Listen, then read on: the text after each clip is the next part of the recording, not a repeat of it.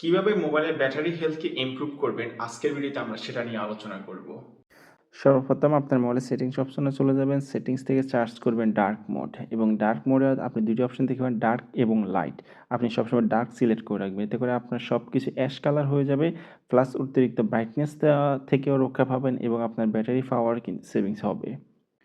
Number ২, সেটিংসে যাওয়ার পর সার্চ বারে গিয়ে লিখবেন অ্যাডাপটিভ ব্রাইটনেস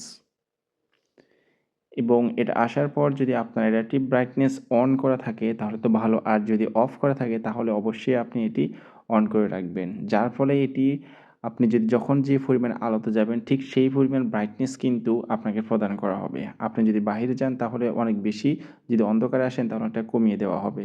এই ফর অপশন আপনার সেটিংসে গিয়ে ব্যাটারি চার্জ দিবেন। ব্যাটারিতে যাওয়ার পর পাওয়ার সেভিং যে অপশন আছে ওখানে যাবেন। ওখানে ক্লিক করার পর যদি আপনার পাওয়ার সেভিং অফ থাকে তাহলে সেটি আপনি অন করে রাখবেন। এতে করে আপনার ব্যাটারি পাওয়ার সেভিং হবে এবং অনেক বেশি সাশ্রয়ী হবে এবং ব্যাটারি হেলথ অনেকটা ইমপ্রুভ করবে। নাম্বার 4, অপ্রয়োজনীয় অ্যাপ ফোন থেকে ডিলিট করে দেওয়া। আমাদের অনেকগুলো অ্যাপ থাকে অনেক সময় যেগুলো আমরা ইউজ করি না কিন্তু ফোনে থেকে যায়। এই সমস্ত অ্যাপগুলা কিন্তু আমাদের ফোনের ব্যাটারির চার্জ হ্রাস পাওয়ার ক্ষেত্রে কিন্তু মুখ্য ভূমিকা পালন করে। তাই অপ্রয়োজনীয় অ্যাপগুলা আমাদের ফোন থেকে ডিলিট করে দিতে হবে।